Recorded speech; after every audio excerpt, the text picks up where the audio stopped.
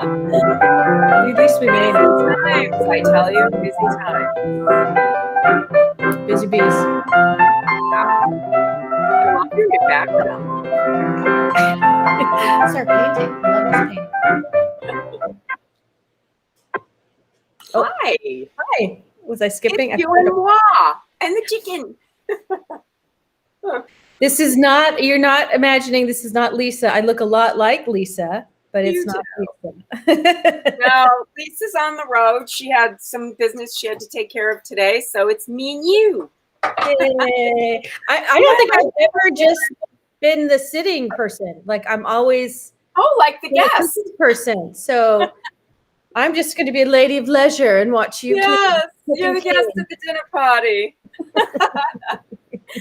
Yeah, and I have a call I'm going to get on a little bit later, a political call, and so we're going a little earlier than we normally would, but hey, we're still here. Why not? So yeah. What are you making tonight? I decided I can't believe we have not made peanut noodles on this show in a year, over a year. What? I can't believe it. And it's like so easy. And once you get the sauce, you can add anything to it. So I thought, well, this is a perfect night for peanut noodles. And also it's really like you can eat them cold, you can eat them hot. It's just, I love peanut noodles. I have to say I'm a cold peanut noodle gal, you know? It's so good. I have been known to eat them in front of the refrigerator out of the container. So good. So yes. Yay. So here's the thing. It's a little early for us to eat dinner, so I'm not going to do the whole noodles on the show, but you may use any kind of noodles you want. If you're gluten-free, here's a rice noodle. Those are great. Yep. These, if you haven't ever made them, are super easy. Generally, you just stick them in hot water and let them sit there for anywhere from 10 to 15 minutes. It depends on the package. You should read the directions. They're all different. But that's generally it. You let them sit in hot water until they kind of reabsorb. And then you can stir fry them or just add the peanut sauce. But you can also just use regular noodles, linguine or spaghetti or typical noodles that you might use. You can also use ramen noodles if you want to use those. That's a good idea. Vermicelli. Mm-hmm. Make sure you read those directions because I know I made those once and I boiled the water and I boiled the noodles continuously like you would pasta in a rapid boil, and it turned into gelatinous. Yeah. And I went to go look at it. It was like one blob and plop. Oops, cooking error. Don't do what I did. We did directions. Yeah. And they're all different. Each company is different. I go to the Asian market, so I always look on the back because sometimes there are no directions. Right. They're just written in whatever language aisle you're in, Vietnamese or Asian of some kind. And that's not helpful to those of us who do not read that language. So I have my new pot. Look. Isn't it beautiful? Wow. Is that copper? Yes. My friend Mark was getting rid of some pots, and so I ended up with a couple of his copper pots, and I love them. Who gets rid of copper pots? Who is this Mark? I know this crazy Mark friend. Mark, I have no idea. I have no idea.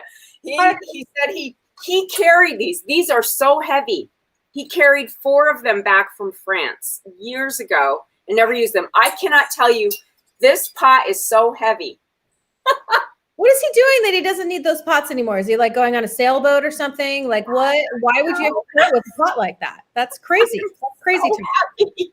Oh my God. Oh, that's crazy. So he's happy too because they went to a good home of someone who will love them. Okay, good. All right. Okay, so there's not a lot of ingredients.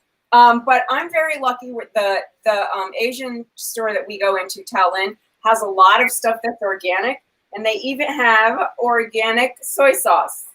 Excellent.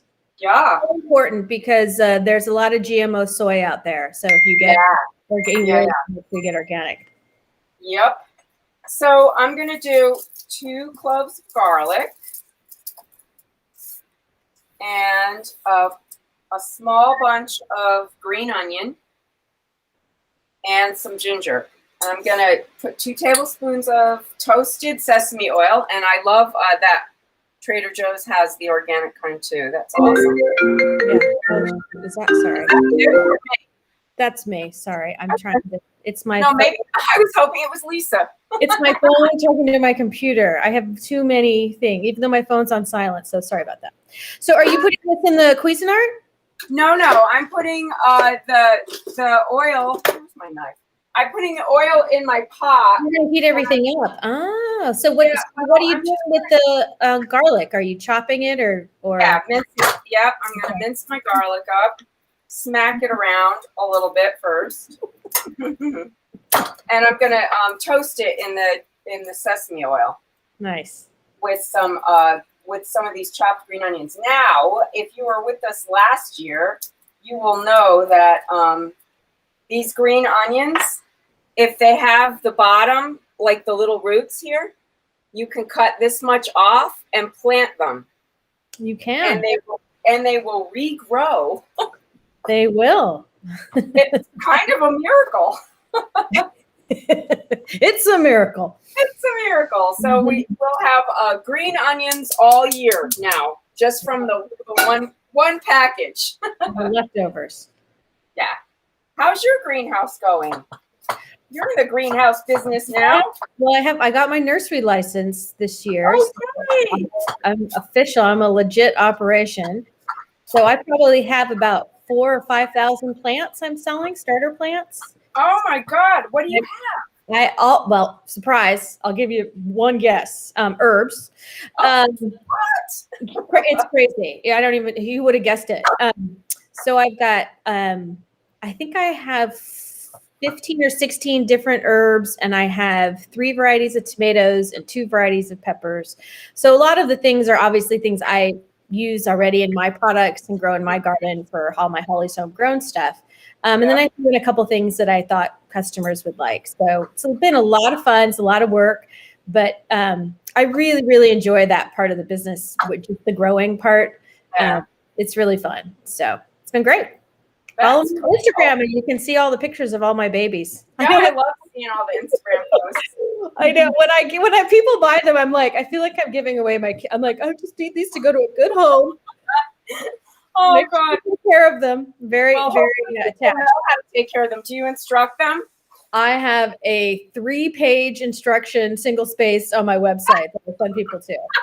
No, I'm not kidding. So yeah. Yes, I do. I want to make sure they're in a good home. Well, I always tell people, everybody says, oh, I have a black thumb. I can't grow anything. And I said, well, plants are like pets. You have to water them. You have to feed them. And you have to take care of them. Pay some attention to them. Yeah. So you'll be just fine. Yeah. And it's pretty basic, though, water, sun, fertilizer. Oh, you would be amazed the questions I get. I mean, it's really funny. I actually had a guy ask me the other day if these plants needed water. And I said, yes. Yes, they do. Do they need water? Yes, he said. This is a grown man. This was not a problem. I thought he was joking or being sarcastic at first. And I was like, he's serious. And I have my mom's worst poker face in the world. So you can read me so easily. And I was so worried I was doing. I would have been like the dog in the dashboard. Exactly. I was just like, I remember thinking, I can't show in my face how absurd of a question that was because I didn't want to insult the man. But anyway, so yes, you'd be surprised. But anyway, so that's your fancy garlic grater thing. You got me. You gave me one. Yes, aren't these magical? They're fabulous. See, the bumps right here are the best thing for grating ginger. Your life will completely change around ginger. It's so good. Okay, so what have you put in there? I've been babbling on. So you've got onion. I've got 2 cloves of garlic, a small bunch of scallions chopped up, and now I added about a tablespoon, half-ish of ginger. And I'm just going to let that brown up a little bit. It's so funny. I don't ever do that. I just throw them fresh in the Cuisinart and blend it like that. I don't cook it like this. This must be really. Well, Lisa will tell you I'm a toaster. I toast my spices. I toast a lot of things. It's a great idea. This to me is toasting. That doesn't preclude the fact that I'll add, some fresh scallions Right. at the end. Yeah. But this gives it a different flavor profile because another layer really.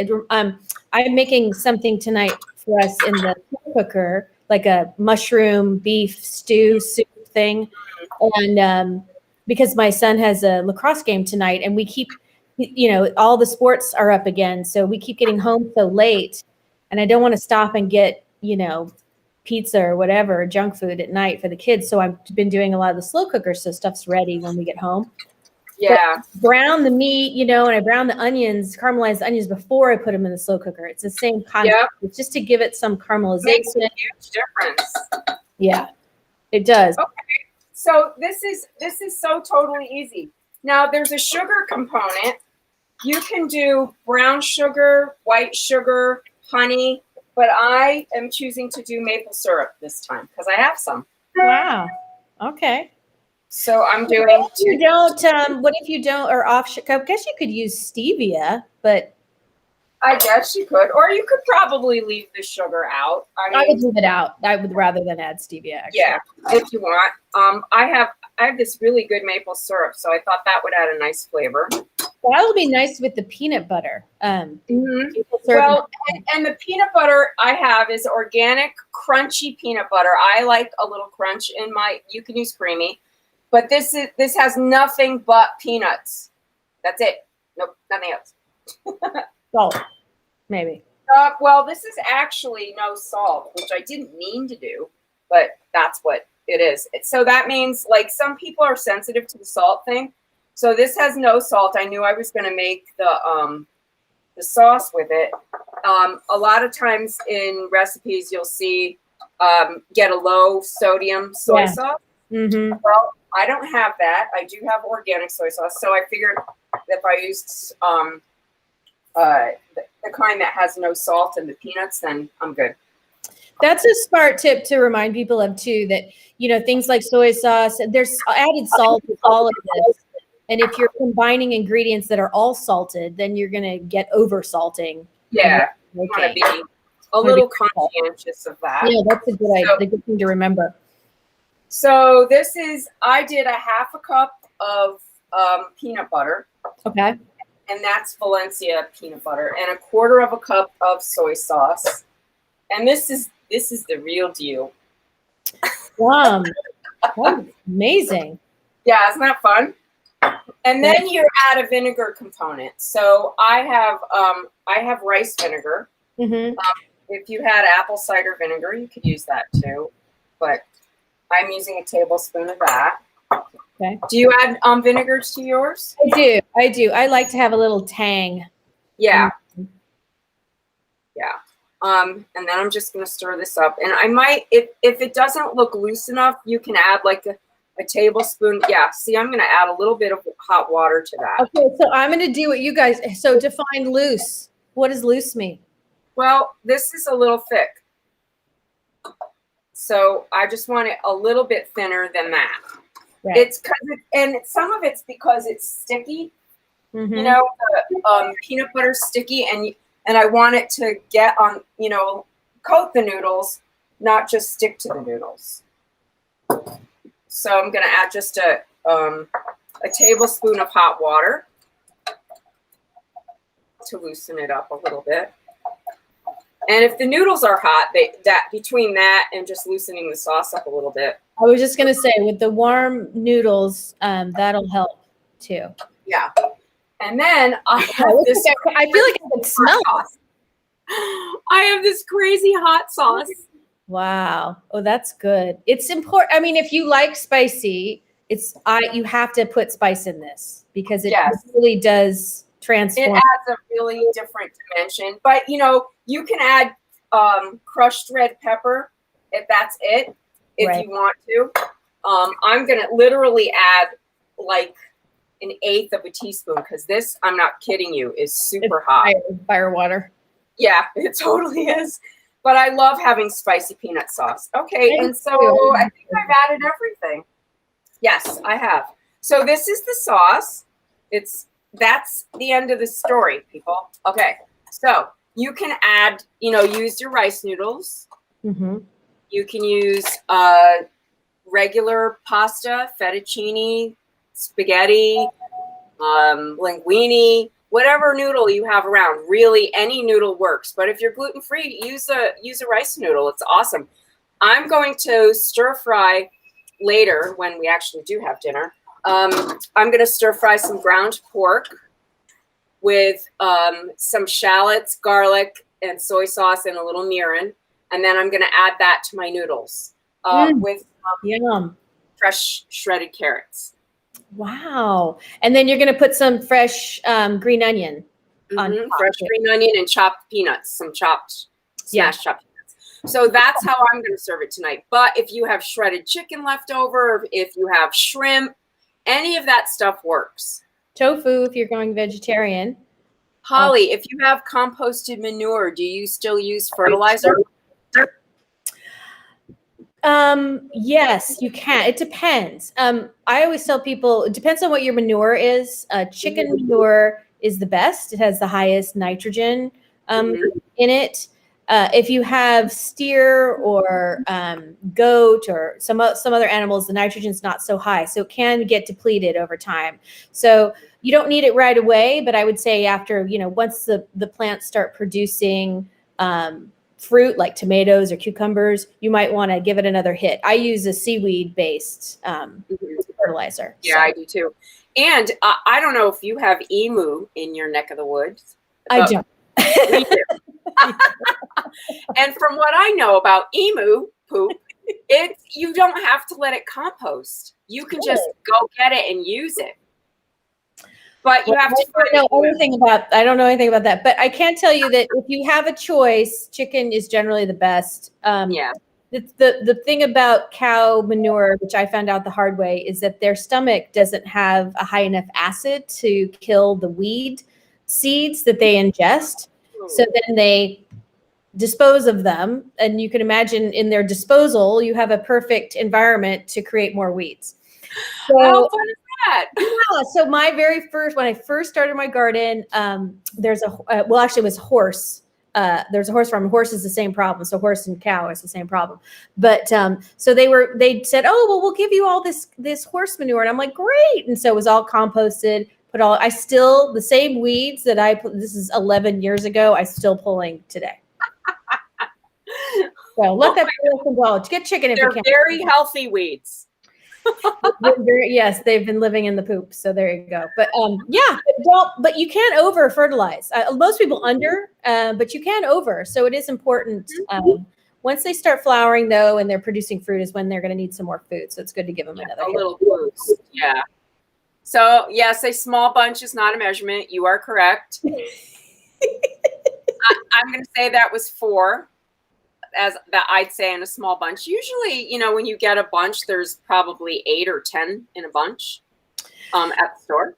No, yes. Yeah. Well, you're asking me? Hello. Yeah. Yeah. So, that's about how many are in there. I always think about it this way. What flavor do you like the best in that peanut sauce? Do you like to have the peanut butter? Do you like the soy? Do you like the ginger? Do you like the garlic? If there's some flavor component that you like more, then add a little more of that. I like a little more ginger and garlic in mine. So whatever the recipe calls for, I'll maybe add a little bit more. And then I do like the soy. I think the soy sauce. You had a good ratio for your soy to peanut butter. I'm for that. Good. I bet. And now I'm hungry. Yes. That's the worst part about this, not cooking, is I have to watch you cook and then I don't get to eat it. I know that is the worst part about being the person in the audience. I'm like, what? Who came up with this idea? What? No, this recipe is not in the present cookbook because the cookbook's been written. So this is the ongoing thing. But I will post the recipe in the Facebook page. So you can always find the recipes on our Facebook page. You can make this on the fly. It's a great go-to fast dinner. Yep, it totally is. Or a lunch or something. It's a great sauce to have in the refrigerator too. So yeah, put it in your mason jar. Put it in the fridge. Put it in your mason jar. Well, we miss you, Lisa, wherever you are, if you're watching from afar. She's busy. She's a busy girl this week. That is for sure. So here I'm going to put this up on the air here. Our Corona Kitchen Instagram account. Please join that because we're just starting that off. And Poor People's Campaign. Do you have the pre-book order? Hmm? Do you have the link to the pre-book order? I don't have it up on here because the links are too long. But if you go to Amazon, Barnes and Noble, or Bookshop online, it's That Time We Had Our Feelings is the name of the book. And of course, put it on the Facebook page somewhere else so people can see it all. Yeah, we should. I don't know if we put it up in the description or not, but we should. I usually post it when we repost the episode. I'll put that in the posting so people can tell where. We got to get people buy the book. Yes, and do not forget to check out Holly's Homegrown. And you don't have to just buy plants from her. She's got salts and vinegars and oils and please don't buy plants. You don't have to just buy plants. No, buy them all. But do if you're here locally. Thank you so much, everyone, for hanging out with us. And thank you, Holly, for being my cooking partner tonight. Now I'm hungry. Now I want to eat my dinner. I know. Yum. That was something. Hey, good luck on the lacrosse team tonight. Go Cougars. Go Cougars. That's what we want to say. Go Cougars. At least to drive back safely. Wrong direction. How is your shift plans? No, I don't. I can't across state lines. Yeah, that's what I think. California's pretty strict about that stuff. It's very, very strict. But thank you for asking. Thanks for asking. Everyone, keep wearing a mask. Get vaccinated. Holly's got her second one today. Yay, me. And stay safe, everybody. We'll see you on Friday for sure.